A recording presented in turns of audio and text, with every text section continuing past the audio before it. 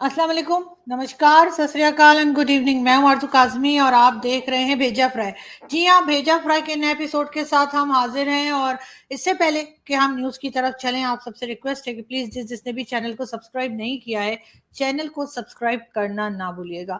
और जी वीडियो को शेयर भी कीजिए, चैनल का लिंक भी शेयर कीजिए, और जो जो कर सकते हैं आप कि इस चैनल को दूर दूर तक पहुंचाने में, तो प्लीज़ मेरी मदद कीजिए। बहरहाल, हम जी न्यूज़ की तरफ चलते हैं। और सबसे बड़ी न्यूज़ जो पाकिस्तान में इस वक्त चल रही है वो ये है कि जी आईएमएफ के साथ जो डील की कोशिश की जा रही थी वो कंफर्म कर दी है। और कहा ये जा रहा है कि जी जुलाई में जो मीटिंग होगी आईएमएफ की तरफ से, तो उसमें पाकिस्तान को $3 बिलियन की जो है वो लोन जो है वो मिल जाएगा। अब इसका क्रेडिट जो है वो बार बार जी यही कहा जा रहा है कि प्राइम मिनिस्टर शहबाज शरीफ को दिया जा रहा है। पाकिस्तान और आईएमएफ के दरमियान बताया ये जा रहा है कि स्टाफ लेवल पर जो है वो एग्रीमेंट हो चुका है। और अभी से कुछ देर पहले ये भी कहा गया कि उस एग्रीमेंट के ऊपर साइन भी हो गए हैं और सारा क्रेडिट दिया जा रहा है प्राइम मिनिस्टर शहबाज शरीफ को। जी हाँ, शहबाज शरीफ साहब को आप लोग जानते ही हैं कि काफी टाइम से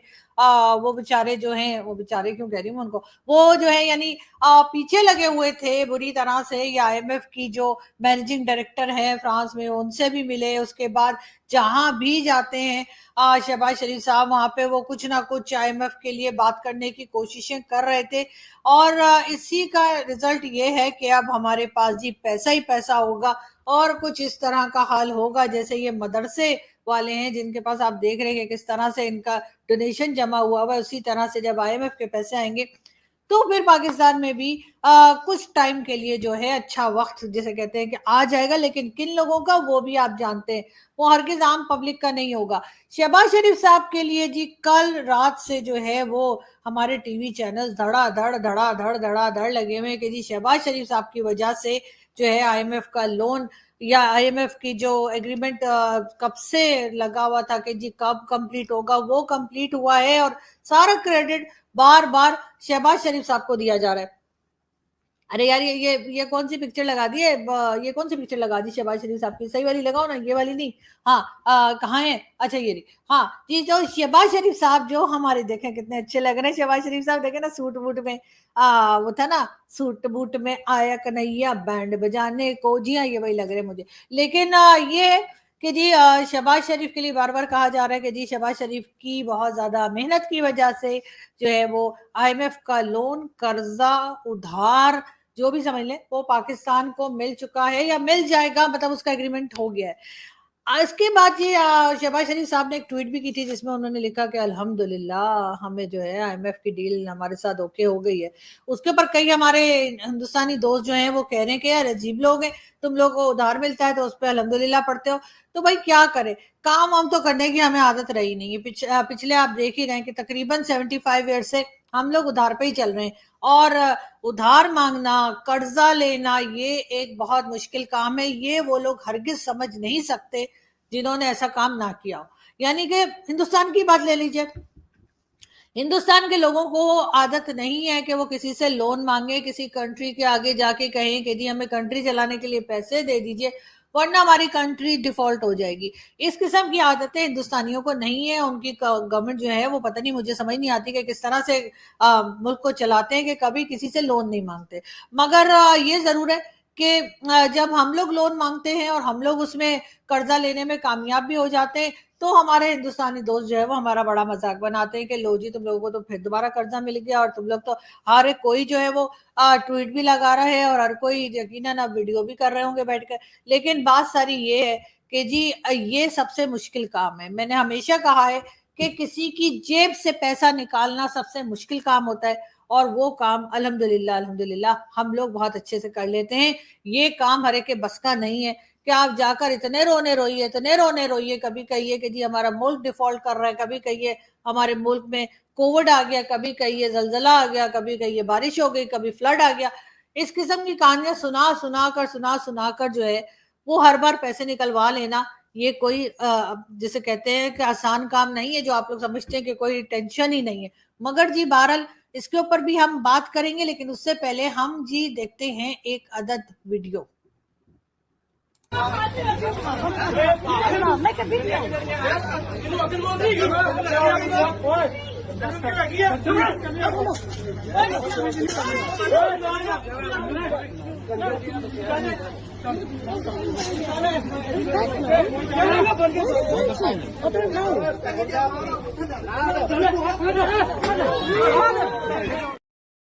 जी, ये थे कुछ पाकिस्तानी जो कि लंदन में सुना है आम खरीद रहे थे। अब आम हम लोग इस तरह से खरीदते हैं तो सोचिए खास किस तरह से लेते होंगे। जी हाँ, आम का सीजन है और सभी आम लेने की कोशिश कर रहे हैं और उसी चक्कर में जो है वो ये साहब जो थे वहां पे आपको जो नजर आ रहे थे लंदन में वो जी बिल्कुल गिर पड़ गए। लेकिन बहरहाल हम आगे बढ़ते हैं और चले अब आईएमएफ वाला टेंशन तो खत्म हुआ लेकिन ईद आपको मालूम है आज ईद का दूसरा दिन है और आपको नजर आ रहे होंगे जी हमारे आर्मी चीफ और आर्मी चीफ के साथ शहबाज शरीफ साहब और पता नहीं किस बात के नारे लगा रहे हैं मगर लगा रहे हैं और इसका साफ मतलब यही है कि शहबाज शरीफ और आर्मी चीफ जो है वो साथ साथ फिलहाल एक ही पेज पे है लेकिन ये पेज कब फट जाएगा कुछ पता नहीं क्योंकि इमरान खान भी यही कहते थे कि जी वो और फौज एक ही पेज पर है और फिर पेज फट गया। ये देखिए जी यहाँ पर भी शहबाज शरीफ साहब आपको नजर आ रहे हैं साथ आर्मी चीफ नजर आ रहे हैं साथ हमारे डिफेंस मिनिस्टर भी नजर आ रहे हैं ख्वाजा आसिफ साहब और ईद के दिन भी ये लोग साथ थे यानी कि कल फर्स्ट डे जो ईद का था वहां पर भी ये लोग साथ साथ ही थे। इसका मतलब ये है कि फिलहाल के लिए इमरान खान साहब का बीपी जो है वो या तो हाई हो रहा होगा या फिर लो हो गया होगा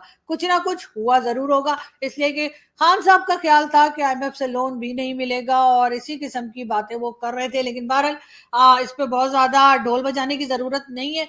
गवर्नमेंट को चाहिए कि इसके ऊपर काम करे और जो पैसा मिला है और जिस काम के लिए वो पैसा मिला है उसको वहीं पर लगाए। वैसे तो आईएमएफ को खुद भी मॉनिटर करना चाहिए कि ऐसा ना हो कि एक बार फिर ये पैसा आईएमएफ का यहाँ आए और यहाँ से दोबारा अमेरिका पहुंच जाए या कनाडा या यूके या दुबई और वहां पे जैसे मैं हमेशा कहती हूँ कॉर्नर के प्लॉट और फ्लैट और क्या क्या चीजें जो ले ली जाती हैं उसी में ना लग जाए। लेकिन बात सारी ये बहुत से लोग कहते हैं कि जो पाकिस्तान के आर्मी चीफ जो पहले थे कमर जावेद बाजवा साहब यानी कि जनरल कमर जावेद बाजवा साहब उनका कहना था कि भारत से अगर रिलेशंस ठीक करने हैं तो जी 10-20 साल के लिए कश्मीर का इशू साइड पे कर देते हैं और बाकी चीजों के ऊपर काम करते हैं चाहे वो ट्रेड हो या दूसरी चीजें।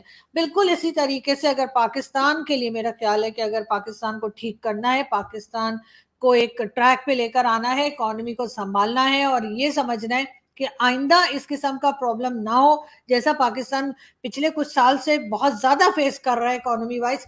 तो उसके लिए जी होना ये चाहिए कि जो हमारी एजेंसीज हैं जो हमारी फौज है उसको 10-20 साल के लिए साइड पर हो जाना चाहिए और जो पॉलिटिशियंस हैं इनको आपस में लड़ने दें भड़ने दें आपस में लड़ लड़के जैसे मर्जी कंट्री चलाएं मगर 20 साल के लिए टोटली कंप्लीटली 100% जो इख्तियार है जो पावर है वो पॉलिटिशियंस के हाथ में होनी चाहिए। फिर चाहे ये लड़े चाहे ये इनकी गवर्नमेंट रहे ना रहे दूसरे की गवर्नमेंट आ जाए लेकिन फौज अपना रोल बाहर रखे। लेकिन ऐसा होगा कैसे ये चमत्कार होता हुआ दिखाई नहीं दे रहा लेकिन बहुत से लोगों का ख्याल है उनका कहना ये है कि जी अगर फौज अपने आप को 10-20 साल के लिए साइड पर कर दे बिल्कुल सिरे से साइड पर कर दे सिवाय बॉर्डर के हमें कहीं दिखाई ना दे किसी सिविलियन इदारे में दिखाई ना दे किसी जगह इंटरफेयर करती दिखाई ना दे कहीं पर भी जो है वो ये लोग साथ खड़े हुए या मदद करते हुए या खराबी करते हुए गवर्नमेंट में दिखाई ना दे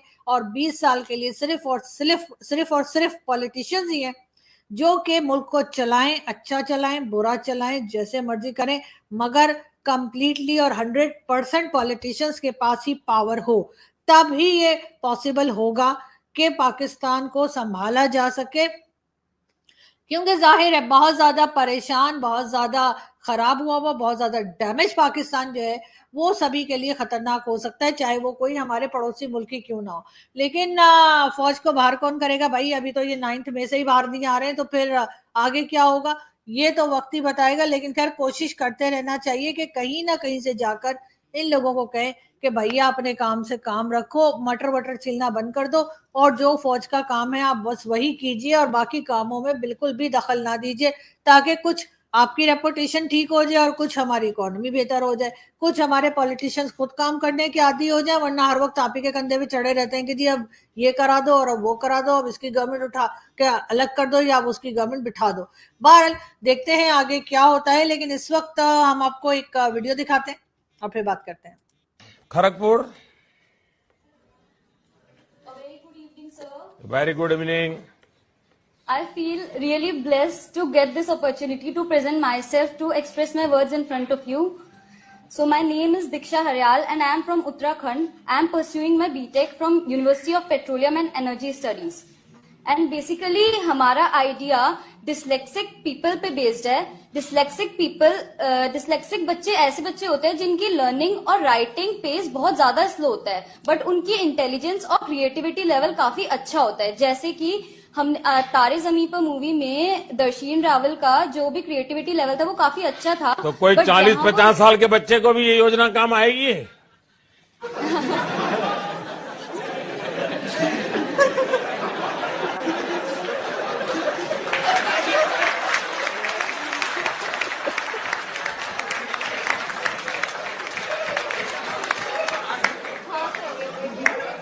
हाँ सर आएगी.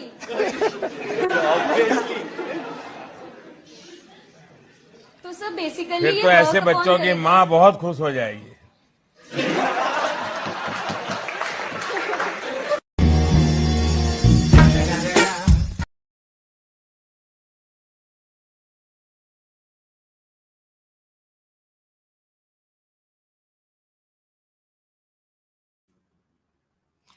जी, तो ये थे प्राइम मिनिस्टर मोदी, इंडिया के प्राइम मिनिस्टर मोदी जी। और ये मेरे ख्याल है राहुल गांधी साहब को लेकर कुछ उनके ऊपर कोई कहना चाहिए कि उनको ऊपर कोई टॉन्ट कर रहे थे, लेकिन ये कि खैर बड़ा इंटरेस्टिंग किस्म का सवाल किया मोदी जी ने। और यकीनन अगर लोग बहुत बुरा ना मनाएं तो मेरा ख्याल है कि इस किस्म के जोक्स और ट्रोलिंग जो है वो तो इंजॉय करनी चाहिए। बहरहाल हम चलते हैं आगे और हम चलते हैं जी दूसरी न्यूज की तरफ। और इसके अलावा हम आपको बता दें इमरान रियाज को रेस्क्यू किया जाए और उसके बाद जी कितनी खुशी होगी अगर वो ईद अपने घर पे मनाएंगे। ये तो खैर हमारे हमारे जो जज साहब हैं यानी कि चीफ जस्टिस साहब हैं उन्होंने ये बात की थी, लेकिन अभी तक फिलहाल इमरान रियाज जो हैं उनका कुछ अता पता नहीं मिला है। और कब मिलेगा ये तो खैर वक्त ही बताएगा, लेकिन फिलहाल वो किसी को दिखाई और सुनाई नहीं दे रहे हैं। बात हम करेंगे दोबारा एक बार पाकिस्तान की, और बात हम करेंगे फिरदौस आशिक अवान और शहबाज गिल साहब की। दोनों में आजकल खूब ठनी हुई है, दोनों एक दूसरे से खूब लड़ रहे हैं सोशल मीडिया पर भी और उसके अलावा भी। शहबाज गिल साहब का कहना है कि फिरदौस आशिक अवान जो है रिश्वत में 100 पिज्जा जो है वो ले गई थी, और फिरदौस आशिक अवान का कहना ये है कि जी मेरे घर पे तो कोई जिनविन है नहीं जिनको मैं 100 पिज्जा खिला दूंगी। तो ये बात जो है शहबाज गिल गलत कह रहे हैं। और उसके बाद फिरदौस आशिक अवान शहबाज गिल के ऊपर तरह तरह के एलिगेशंस लगा रही हैं और शहबाज गिल पलटकर फिरदौस आशिक अवान पे तरह तरह के एलिगेशंस लगा रहे हैं। अब देखते हैं कि दोनों लड़ते लड़ते कहां तक पहुंचते हैं और उसके बाद क्या होता है और इनकी लड़ाई खत्म होती है या नहीं। शहबाज गिल साहब फिलहाल अब वापस नहीं आए हैं, वो इस वक्त भी अमेरिका में ही बैठे हैं और वहीं से ट्वीट्स पर ट्वीट्स पेले जा रहे हैं।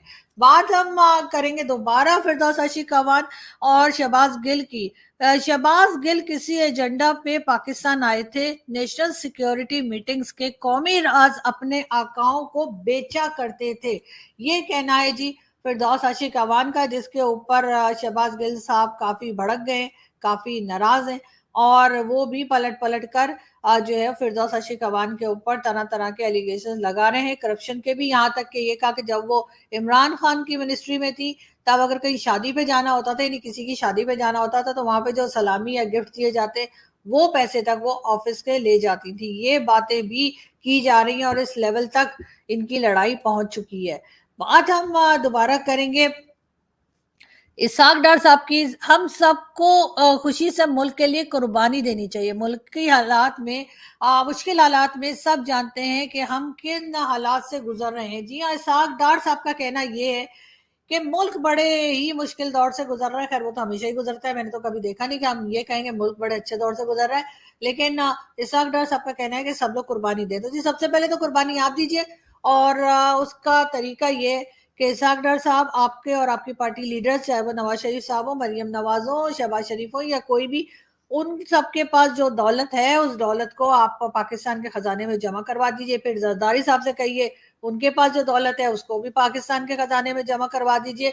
उसके बाद आप आगे बढ़िए और इमरान खान से भी यही बात कीजिए, और फिर और आगे जाकर आप जरा हमारी एजेंसीज और जो फौजी जनरल्स हैं उनसे भी कहिए कि उनके पास जो दौलत उन्होंने जमा की है, जाहिर है कि करप्शन से भी की है, किसी से ढकी छुपी बात नहीं है, और कई दूसरे तरीकों से अपनी जो दौलत जमा की है वो सारी दौलत उठाकर वो लोग खजाने में जमा करवा दें तो मेरा ख्याल है, और साथ साथ मदरसों की भी। जी हाँ, ये जो मदरसे जगह जगह पाकिस्तान में आप लोगों ने खोल रखे हैं जहाँ पे बच्चों का ब्रेन वॉश किया जाता है, गलत सलत बातें सिखाई जाती हैं, उनके पास भी बहुत फंड होते हैं। अगर इनके फंड्स को भी अगर आप इन सब लोगों के लेकर और पाकिस्तान के खजाने में जमा करवा देंगे तो मेरा ख्याल है कि इतना पैसा हो जाएगा कि उल्टा आईएमएफ को हमसे कर्जा मांगना पड़ जाएगा कि जी इतना पैसा तो आईएमएफ के पास नहीं होगा जितना इन लोगों के पास से निकल आएगा। मगर ये करेगा कौन? इसलिए कि कोई भी अपनी जेब खाली करके खजाने में देने के लिए तैयार नहीं है। हाँ, आम पब्लिक से जरूर ये कुर्बानी मांगते हैं और आम पब्लिक को जरूर ये फोर्स करते हैं कि जी आप मुल्क के लिए कुछ कीजिए, लेकिन आम सिटीजन तो सर कर ही रहे हैं। थोड़ी सी हिम्मत आप लोग भी कीजिए और अपने जो खजाने आपने भर रखे उनमें से कुछ पैसा आप पाकिस्तान के लोगों के लिए, पाकिस्तान की गवर्नमेंट के खजाने में दे दीजिए। बात हम करेंगे जी राहुल गांधी की। राहुल गांधी जी की आजकल बड़ी पिक्चर्स आ रही है जिसमें वो किसी आम आदमी की तरह काम करते हुए, या काम देखें ये मोटर बाइक सही करने की कोशिश कर रहे हैं, तो कभी ये देखिए यहाँ पर भी ये कोई मिस्त्री का काम कर रहे हैं, कोई मोटर बाइक रिपेयर का काम कर रहे हैं। खैर इनको ये काम भी आता होगा, लेकिन बार बार उनकी इसी किस्म की पिक्चर्स आ रही हैं। बहुत से लोग अप्रिशिएट भी कर रहे हैं कि वो एक आम आदमी के तौर पे, एक आम सिटीजन जो हिंदुस्तान का है उसके तौर पे अपने आप को दिखा रहे हैं, और अच्छी बात है। पर हर चीज के ऊपर हम क्रिटिसाइज तो नहीं करना चाहिए, लेकिन अगर वो ऐसा कर रहे हैं तो अच्छा कर रहे हैं कि वो हर लेवल पे जाकर लोगों के साथ बैठ रहे हैं, बात कर रहे हैं। और मेरे ख्याल इलेक्शन से पहले ये सब कुछ चला ही करता है, और यही कुछ पाकिस्तान में भी हो रहा है। और पाकिस्तान में भी इलेक्शंस जो हैं वो बिल्कुल आप समझे कि बस अभी आए कि तभी आए। अक्टूबर में इलेक्शंस हैं और उसके लिए काफी तैयारियां जारी हैं। सुना ये भी जा रहा है कि जी नवाज शरीफ साहब की भी वापसी होगी और वो भी हिस्सा लेंगे आने वाले इलेक्शंस में, लेकिन जीत पाएंगे या नहीं ये तो खैर आने वाला वक्त बताएगा। लेकिन बहरहाल नवाज शरीफ साहब के, जैसे मैंने पहले कहा, कि सारे केसेस जो हैं वो माफ हो चुके हैं और अब उनके आने में कोई खास रुकावट नहीं है। मेरे ख्याल है बस सिर्फ उन्होंने अपना जो है वो टिकट लेना है और फिर उसके बाद नवाज शरीफ साहब हमको यहाँ पाकिस्तान में नजर आएंगे। हम जी एक वीडियो और देखते हैं।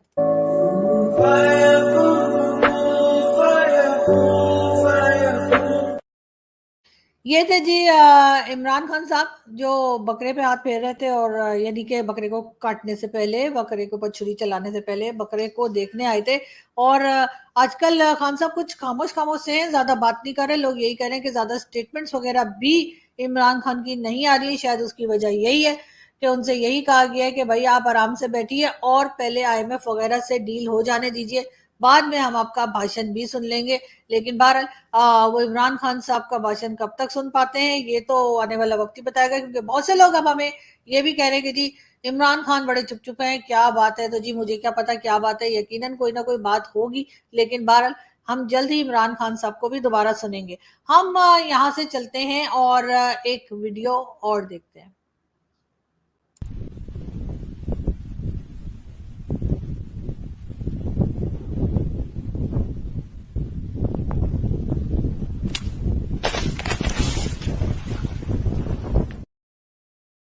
जी, और ये हमारे पॉलिटिशियंस की तरह के ही कोई हजरत लग रहे थे जो जंप करने की कोशिश कर रहे थे और फिर कीचड़ में ही गिर गए।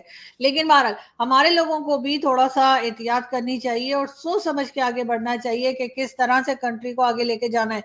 बहरहाल यहाँ से हम चलते हैं जी, आपसे मुलाकात होगी नेक्स्ट वीडियो में। अपना बहुत सारा ख्याल रखिएगा। आज के लिए इतना ही। और आज जैसा कि आप जानते हैं कि ईद का दूसरा दिन है और जून खत्म हो चुका है, लास्ट डे है जून का। तो कल से नए भेजा फ्राई के साथ और नए वीडियोस के साथ हम फिर हाजिर होंगे। अपना बहुत सारा ख्याल रखिएगा। और वैसे भी अब तो हमारे पास बड़ा पैसा है जी। अब तो वो सॉन्ग भी हमारे ऊपर फिट बैठता है जो अभी नया है ना, और मुझे और क्या चाहिए। बिल्कुल जी बिल्कुल, हमें और क्या चाहिए। हमें तो जी लोन चाहिए था, वो हमें मिल गया है। कितने दिन चलेगा पता नहीं, लेकिन ये जरूर है कि शहबाज शरीफ साहब की वाहवाही इतनी ज्यादा हो रही है कि मुझे लग रहा है कि शहबाज शरीफ साहब अभी से प्लान कर रहे होंगे कि अगला कर्जा लेने कहाँ जाना है। गवर्नमेंट का ये भी कहना है कि टाइम से जो इस वक्त की गवर्नमेंट है वो हट जाएगी और इलेक्शंस के लिए केयर टेकर गवर्नमेंट आ जाएगी। अब देखते हैं कि वो केयर टेकर गवर्नमेंट आती है तो उसके बाद वो जाती कब है, क्योंकि पाकिस्तान में हर वक्त ये डर लगा रहता है कि अगर कोई केयर टेकर गवर्नमेंट आई तो क्या वो जाएगी भी या नहीं जाएगी। बहरहाल हम आपको अपडेट करते रहेंगे। आप अपना बहुत सारा ख्याल रखिएगा, हंसते रहिए, मुस्कुराते रहिए और हमारे चैनल को सब्सक्राइब करना ना भूलें। बहुत शुक्रिया, थैंक यू। मैं सऊदी अरब से होके आया हूं, मैं यूएई के होके, अभी मैं तुर्की होके आया हूं, और मैंने उन भाइयों को कहा कि आप हमारे बड़े अजीम भाई हैं, हमेशा आपने हमारी मदद की। और मैंने यही कहा, जब मैं आया हूं तो आप समझेंगे शायद ये मांगने आया, मैं मांगने नहीं आया, लेकिन मजबूरी है हमारा।